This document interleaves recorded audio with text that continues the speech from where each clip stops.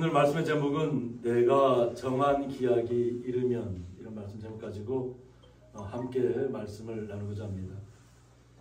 하나님을 찬양해야 될 백성이 하나님을 온전히 찬양하지 못한다는 것은 저는 굉장히 슬픈 일입니다.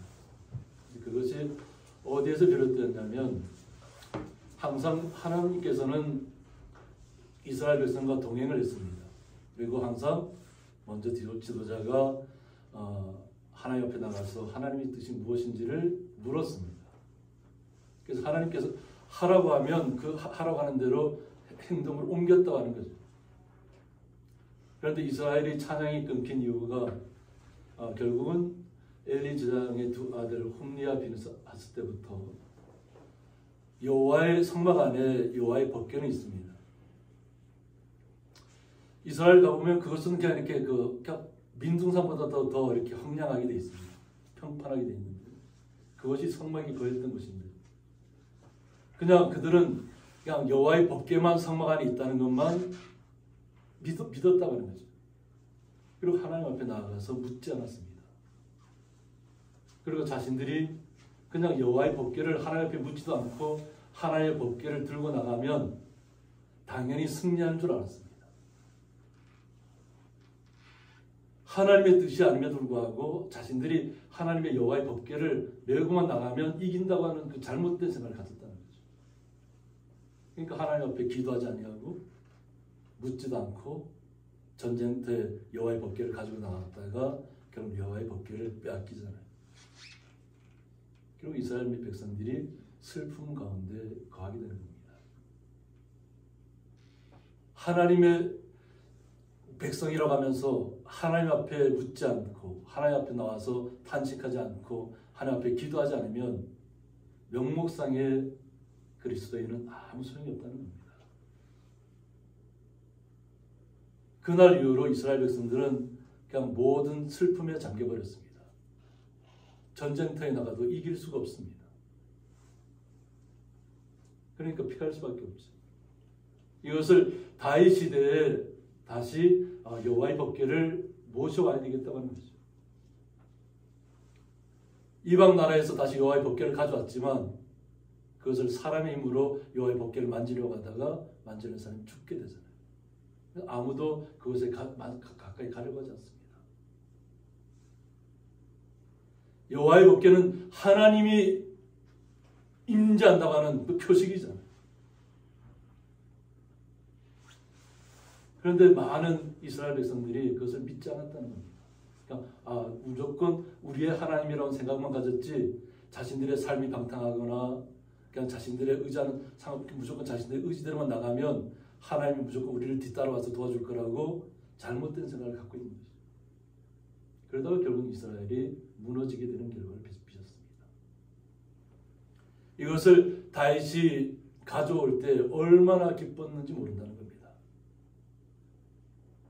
그래서 이때부터 하나님을 찬양하는 레위 지파의 찬양단이 형성되게 되는 겁니다. 다윗 시대부터 다시 오베데돔에서부터 다시 다윗성으로 옮겨오는 그 과정 속에서 다윗이 막 춤을 추면서 나타나는. 그러나서 다시 하나님을 향해서 찬양할 수 있는 기회를 얻었다고 하는 겁니다. 그래서 다윗과 군대 주자들은 아삽과 헤만과 여두둔의 자손들을 뽑아 세워 수금과 검은고와 심벌주로 신령한 노래를 부르는 직무를 맡겼다고 했습니다. 이때부터 하나님을 온전히 찬양할 수 있었다는 겁니다. 레위 지파들이 그들이 각종 자신들의 달란트를 통해서 악기를 통해서 하나님을 높이고 또 자신들의 입술을 통해서 하나님을 찬양하는 일이 이때부터 다시 새롭게 형성되었다는 겁니다. 저희들이 지난주도 아삽의 시를 통해서 살펴봤던 것처럼 오늘 본문도 아삽의 시입니다. 다시 찬양을 회복했다고 하는 거죠. 마음의 어떤 회복이 이루어지면서 자신들이 어떻게 주님 앞에 감사하고 나가야 될 것을 오늘 고백하는 시입니다. 하나님이여 우리가 주께 감사하고 감사하오니 다시 찬양이 회복되고 자신들의 마음속에 기쁨이 회복되다 보니까 주님 앞에 감사할 수 있는 마음이 새롭게 나타났다는 겁니다. 그런데 이 깨닫고 주님 앞에 감사하면서 깨닫는 것이 뭐냐면 주의 이름이 가깝다는 것을 알게 됐다는 겁니다. 주님께서 이 땅에 오실 때가 가까워졌다는 것을 알았다는 겁니다. 그러니까 하나님께서는 영적으로 다시 슬픔 가운데 있던 백성에게 다시 주님 앞에 나와서 찬양을 회복할 때, 그리고 그들이 주님 앞에 나와서 온전히 주님을 높일 때 주님께서 다시 그들에게 말씀으로 임재해 주신다는 겁니다. 그래서 그들에게 말씀으로 임재했다는 거죠. 그래서 아삽 하나님을 높이는 그들이 찬양을 통해서 왜 우리가 하나님을 높여야 되는지를 깨달았다는 겁니다. 그것은 바로 곧 주님께서 이 땅에 오실 것을 알았다는 겁니다. 그러면서 사람들이 주의 기이한 일들을 전파하기 시작했다는 겁니다. 주님께서 오신다는 것을 알고 나면 마음속에 온전한 기쁨이 회복된다는 거죠. 그냥 주변의 어떤 이스라엘을 살펴보면 그냥 광야입니다. 광야. 그냥 돌덩이로 이루어진 땅입니다.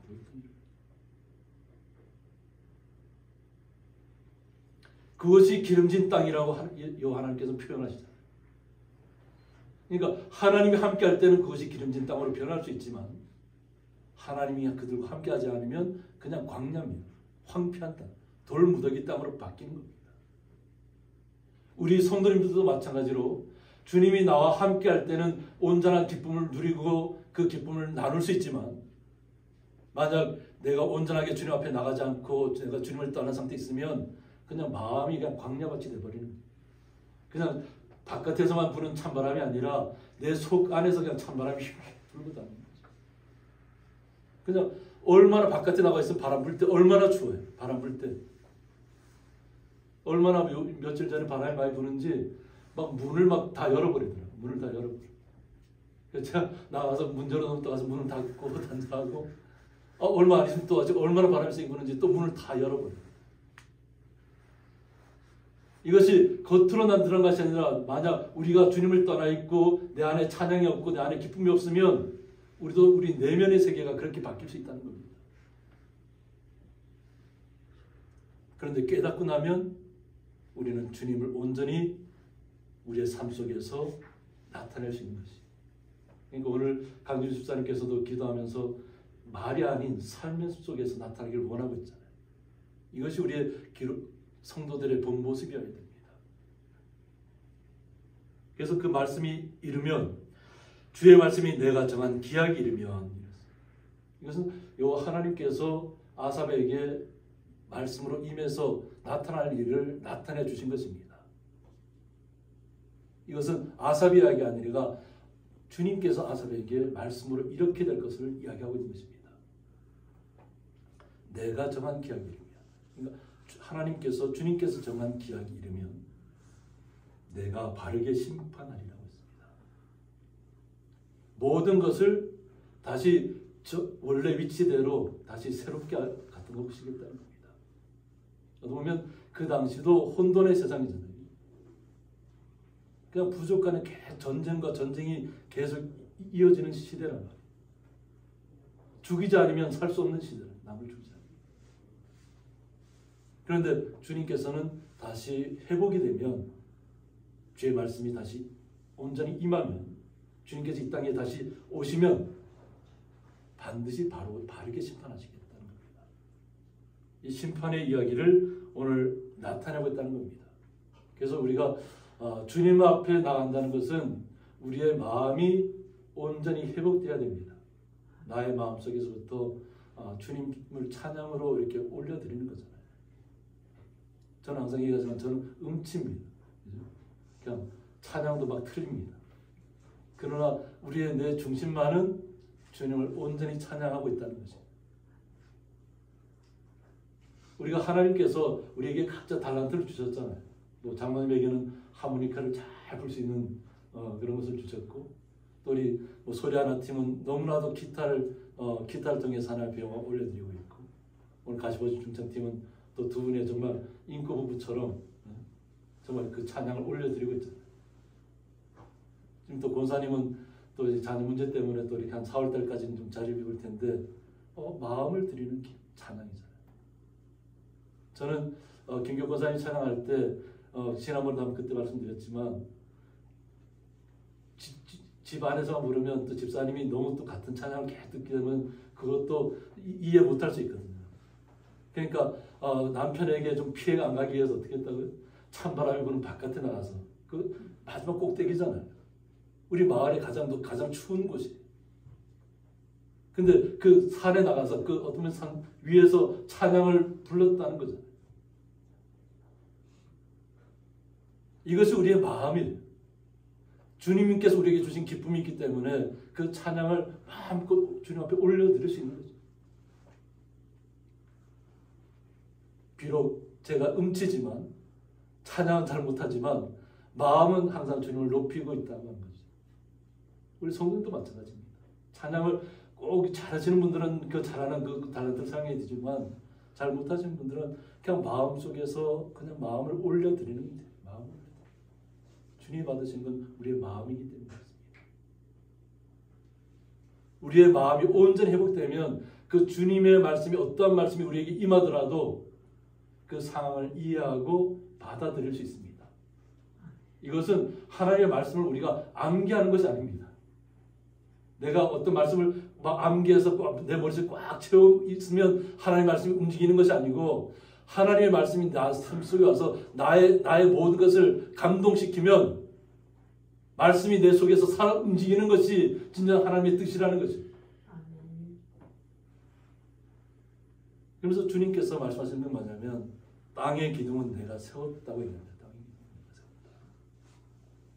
그래서 이 땅의 기둥은 뭐냐면 안무드라고 합니다. 안무드인데 그냥 뜻으로 따지면 서다, 기둥, 대 이런 뜻인데 여기서는 이 세상을 유지하고 있는 이 땅의 모든 질서와 도덕률을 말한다고 했습니다. 이 땅이 혼돈의 세상이라고 그 당시에 아삽이 믿었다고 하는 거죠. 그러나 자신의 마음속에서부터 주님을 온전히 받아들이고 자신들이 왜 주님을 찬양해야 되는지를 깨닫고 난부터는 오직 주님만을 높이는 일에 앞장섰던 분들이에요. 그런데 주님께서 말씀하시길 뭐냐면 이 세상의 모든 움직이는 자연 질서라든가 도덕이라든가 이것은 다 하나님께서 움직이겠다는 거죠. 그런데 이것을 다시 주님께서 회복시키겠다는 얘기인데요. 오늘 충격적인 말씀이에요. 보면 땅과 그 모든 주민이 소멸되리라 하고 있습니다. 셀라라는 뜻은 잠깐 멈추고 쉬는 겁니다. 하나님께서 말씀을 주셨는데 더 이상 내가 할 말이 없어진 거죠. 어떻게 보면 충격적인 일이죠. 그냥 모든 것이 다 소멸될 것을 이야기합니다. 소멸된다는 얘기를 주님으로부터 들었을 때 자신이 어떤 말을 할 수 있을까요? 아무런 말도 하지 못한다는 거죠. 그러나 주님의 뜻은 분명히 실현된다고 하는 거죠. 그래서 이 세상의 모든 질서가 온전히 자리 잡아야 된다는 거죠. 그러니까 자꾸 그런 잘못된 자리에 있는 분들은 돌아와야 한다는 겁니다. 그런데 세상은 점점점 더 악한 사람들이 많아지는 시대로 갑니다. 그것이 오늘 본문에서 나옵니다. 내가 오만한 자들에게 오만하게 행하지 말라고 했다고. 항상 여호와 하나님께서 주님께서 가장 싫어하는 것이 오만한 자들입니다. 교만하고 오만한 자들. 하나님을 온전히 섬기는 사람들은 교만해질 수도 없고 오만해질 수도 없습니다. 나의 삶을 모든 것을 형제를 이루신 분이 주님이시라는 것을 알고 있는데 어떻게 우리 스스로가 자신이 모든 것을 잘난 것처럼 이야기할 수 있냐고 하는 거죠. 그래서 만약 그렇게 하는 사람들은 오만하게 행하지 말라고 이야기하실 것을 말하고 있습니다.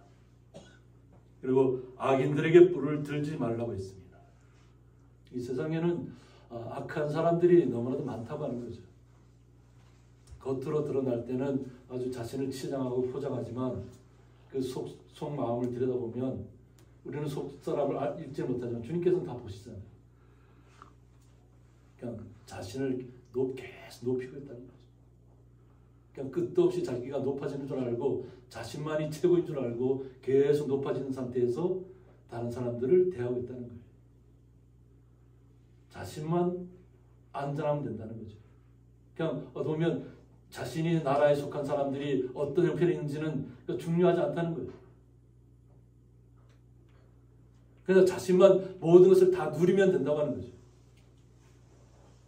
이제 그런 시대를 살다 보니까 우리가 살고 있는 세상 곳곳에서 막 그런 현실을 목격한 백성들이 막 다시 막 들고 일어나잖아요. 곳곳에서. 부당하다는 거죠. 자신들은 이렇게 피폐해지고 어렵게 살고 있는데 어떻게 위에 있는 지도자들만, 지도층만 어떻게 모든 것을 다 누리고 사냐는 거죠. 그래서 이거 하나님께서는, 주님께서는 항상 이것을 세상의 어떤 시대든지 항상 이런 악한 사람들이 계속 나타나고 있다는 겁니다. 그러니까 뿔을 높이 들지 말라고 얘기하는 겁니다. 그래야 우리가 주님 앞에 온전히 처음 여호와의 법궤를 다시 모셔오면서 기뻐 뛰었던, 다윗이 막 정말 기뻐 뛴 거죠.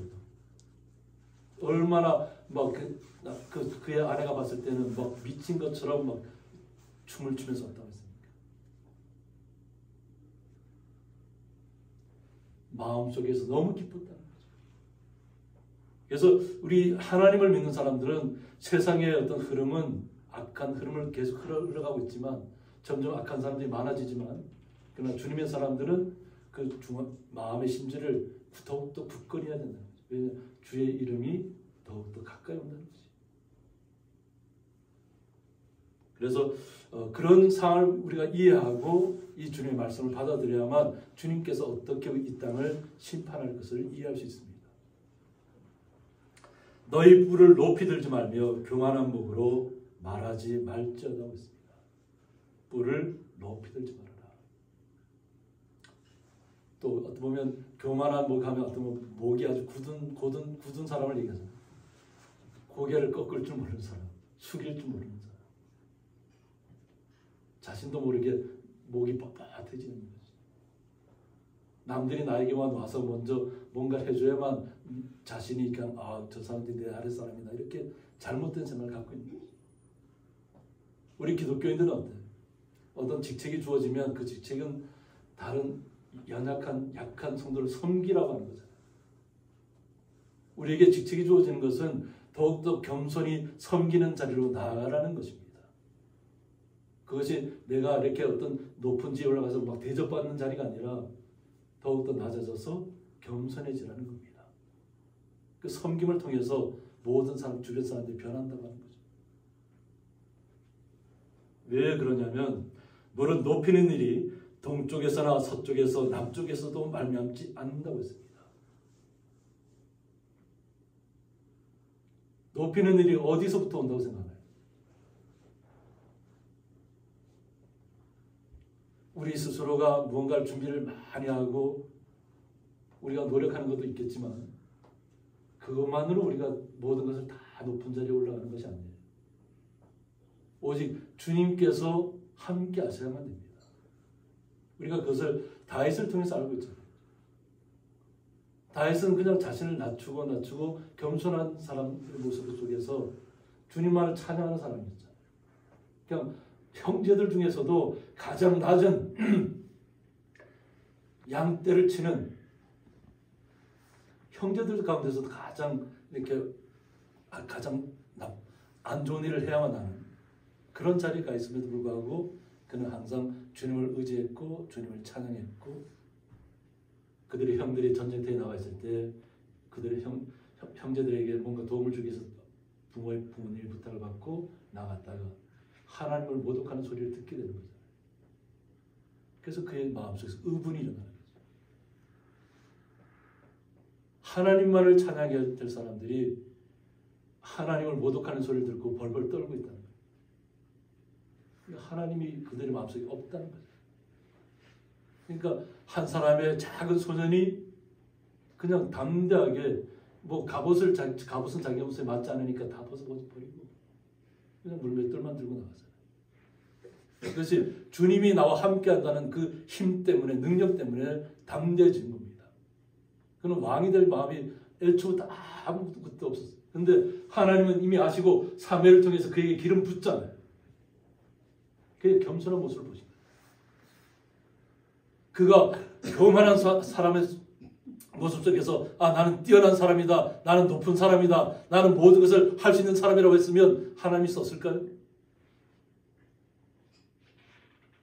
하나님께서 강한 자를 꺾으시고 약한 자를 들어 사용하신다고 했어요.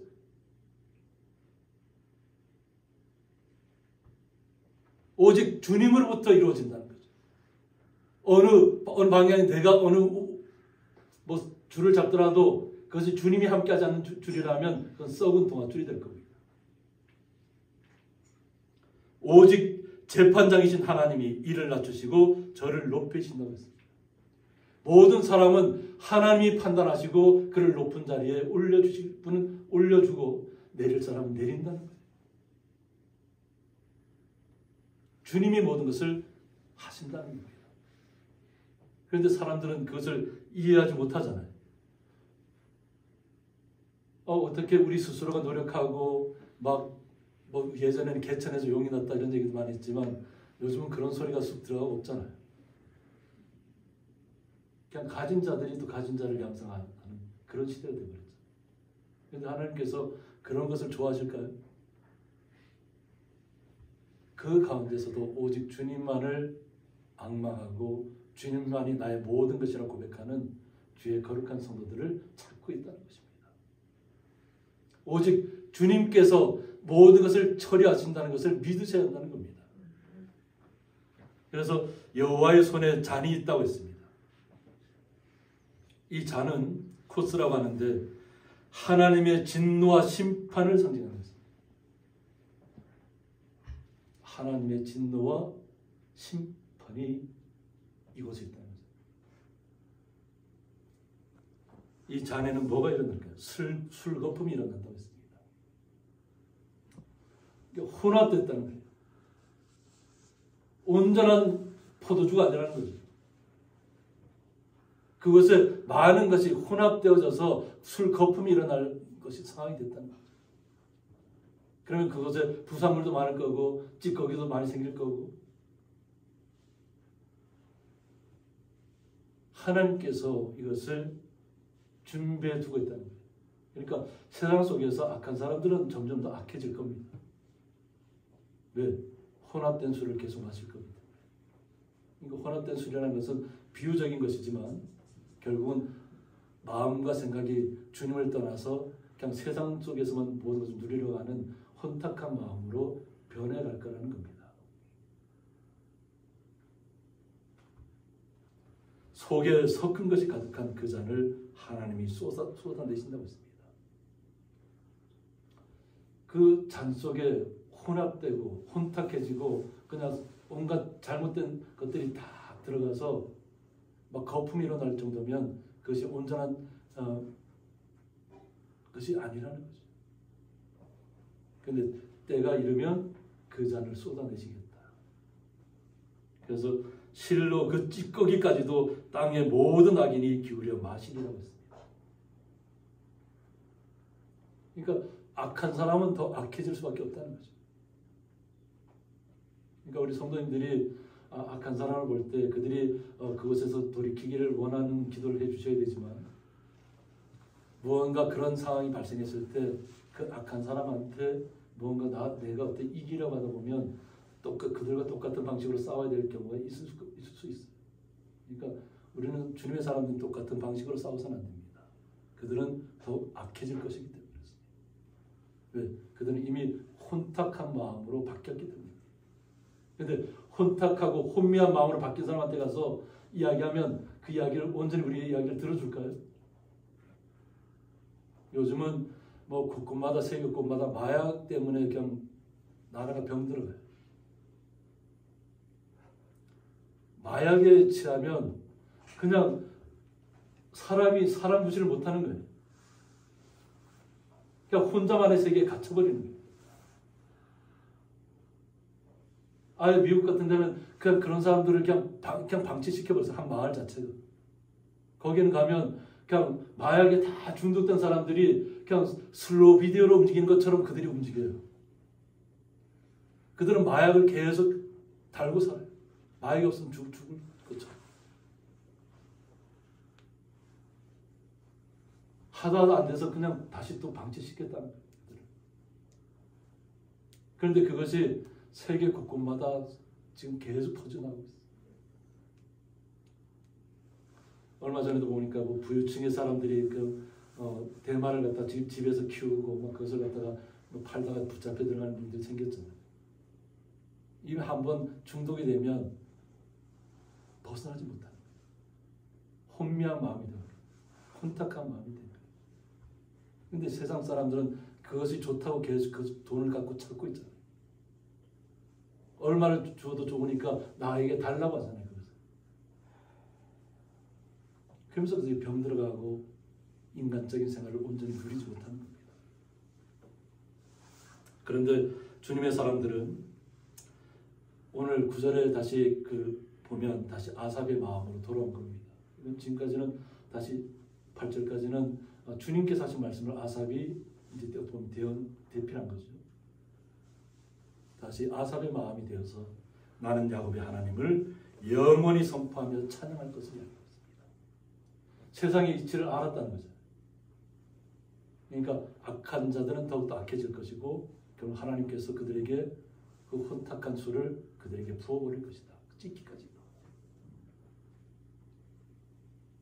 그러나 주님의 사람들은 영원토록 주님만을 찬양해야 된다는 겁니다. 어떤 상황 속에서 어떤 시간 속에서도 어떤 몇 순간순간마다 주님을 찬양하는 것이 바로 우리 성도들의 본분이라는 거예요. 하나님께서 우리를 찬양할 수 있도록 부르신 겁니다. 이것은 주님을 아는 분만이 주님을 찬양할 수 있어요. 찬양은 세상 사람들은 못 부릅니다. 유명한 가수들, 세상을 울고 울리는 그 유명한 가수들도 찬양을 하러 가면 찬양을 어떻게 하는지 몰라요. 할 수가 없어요. 그러나 온전히 마음이 회복된 분들만이 주님을 찬양할 수 있다는 겁니다. 그럼 우리 거룩한 성도들은 주님을 찬양하는 일에서 떠나서는 안 될 줄 믿습니다. 그래서 영원토록 우리는 주님의 나라에 이를 것을, 우리는 주님 앞에 보장을 받은 거잖아요. 영원한 하나님의 나라를 이룰 것을 우리는 약속으로 보장받은 겁니다.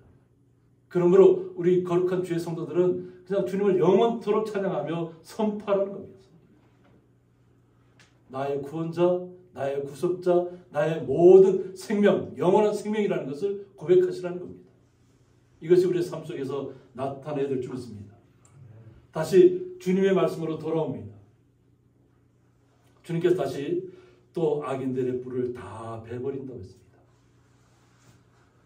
이 땅에서 자신들만의 것으로 만족하려고 하는 사람들, 그리고 연약한 사람들, 또 이렇게 가난하고 좀 굶주리고 피폐해진 사람들, 더욱더 압박하는 사람들, 고난 가운데로 더 몰아넣는 사람들, 결국 주님의 날이 이르면 다 베어버립니다. 그러나 의인의 뿔은 높이 들리라고 했습니다. 의인은 누구라고 했죠? 주님께서 주님을 믿은 거룩한 성도들은 의인입니다. 우리 스스로가 항상 얘기하지만 우리 스스로가 의인이 아니라 주님께서 우리를 불러주셨고 우리가 주님을 믿었다고 하는 겁니다. 주님이 우리에게 오셨다고 하는 겁니다. 주님이 우리에게 왔을 때 우리가 주님이 나의 구원자라고 고백했다는 거죠. 나의 구원자라고. 그리고 주님을 우리 마음속에 모셔드린 겁니다. 그리고 우리는 주님을 항상 높이고 있잖아요. 어떤 환경 속에서. 근데 주님께서 그것을 기억하셨다가 그때가 때가 이르면 다 의인들은 그 뿔을 높여주시겠다. 이게 하나님의 계획이라는 거예요. 악인들의 뿔은 다 베어버리고 오직 의인들만, 주님의 사람들만 다시 온전하게 삶을 영위할 수 있도록 주님께서 해주겠다는 겁니다.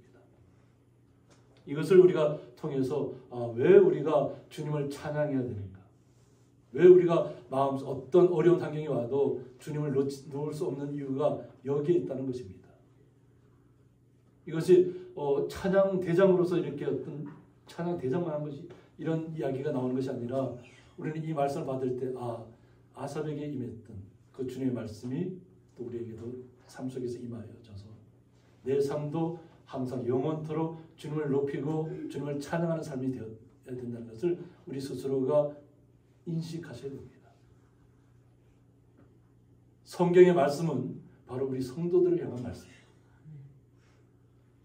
그 성도를 향한 그 말씀이 나에게 임했을 때 그것을 내 삶 속에 적용시켜야 됩니다.